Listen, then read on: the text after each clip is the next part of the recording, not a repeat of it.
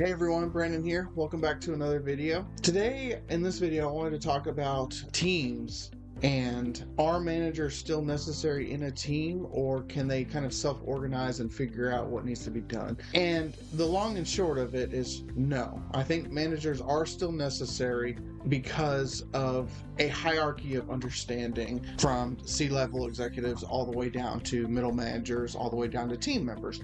So when a C-level executive puts forth a plan that says, I want you to reduce budgets in this area specifically, well, imagine if they cut out the middle manager essentially and they throw it to the team, and the C-level executive tells the team, alrighty, we want you to cut things here. Well, in a team of 5 people, everybody's opinions, everybody's ideas are all over the place. That doesn't really resonate with that C-level executive most of the time. They haven't been in the company long enough, or they don't understand the ripple effects from the various cuts. Middle managers are kind of that, as the name implies, it's the middle spot. So they are in touch well enough with the bottom rung for the teams, but they are also close enough and hopefully wanting to pursue the higher level positions. So they try to understand and develop their culture, their response, their ideas around what upper management would like to see when something is getting passed down. Another thing to think of is the vision of each individual project that a manager gets too. When everybody has all these ideas, this myriad of ideas, and this overall process that each individual would like to take in the team for a single vision, well, then you're going to have group collaboration arguments. You're going to have an increase in time. You're not going to fully understand how to bridge the gap to where the C-level executives would be able to sign off on your project. There's also, I think, due to the rise in overwork culture, or quiet quitting, the disparity between salaries and then commissions, salaries and bonuses, I think that's the overall value towards the company for a small team at the bottom is not going to, a better way to phrase that, they don't give a shit. They really could care less what that C-level executive's vision. They're just going to hear what happens, and they're going to give probably minimal effort because they don't have enough skin in the game. At least with a middle manager, there is some skin in the game. Now, that's a double-edged sword as well. Managers, there's the element of leadership that needs to go into a manager that some middle managers could not do.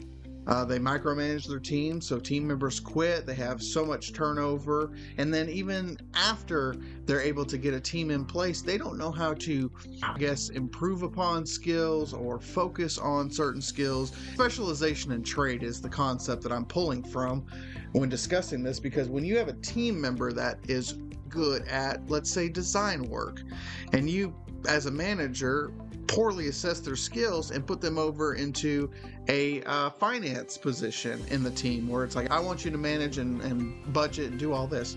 Well, that doesn't resonate with what they're good at, or what they're passionate about, or what they even care about to any sense, because you put them in a position of a handicap in their own team when they could have easily communicated to you, hey, I'm a designer, could you put me in a design? And then the manager, you'll have managers that decide, nah, I'm going to put you where I think you should be, instead of where, the, collaboration between leadership and the team members. If you don't have any collaboration and you just have a boss-slave mentality in your organization, then that's not going to help anything. Self-organizing also is pretty difficult. Even from a young age, there's always this hierarchy that develops to where it's almost like a manager and team relationship anyway. So the film Lord of the Flies is a very good example of this. And to summarize the film itself, you have a group of kids that are on an island and are trying to develop society. Subconsciously, they're developing society. And there is the group of people who are quote unquote the alphas that come out in that group, and end up being the bad boss. Essentially, if we were to compare it to this question right here, they become the bad boss, and there's chaos. Nothing gets done. There's infighting. That situation does still apply to today's corporate world, just in a different way. It's more of a subterfuge or subtle system where managers will use passive-aggressive methods to control, or will lack understanding for each individual in their team if they're out for themselves because they care more about the promotion. And it's just this weird dance between all these individuals to, in their mind, survive. Survival is getting that paycheck. Survival is getting through the next day and not getting fired, and being able to, hopefully contribute to that organization that you're a part of. So coming back to the primary question, are managers still necessary, or can teams self-organize? The answer is yes to both, I think, depending on corporate culture, depending on the style of the managers being able to manage, and then the style of the employees being able to be employees. The manager is still going to exist in some degree. There's always going to be a leader. There's always going to be followers of things. And that's more of a human nature thing. And we've just corporatized it and put it into words. Instead of leader, it's manager or executive or senior of whatever, to display seniority. And instead of team, and instead of slaves, or what's another word? Instead of sheep, or any other term for the lowest level in an organization. Intern, or volunteer, or what are some other?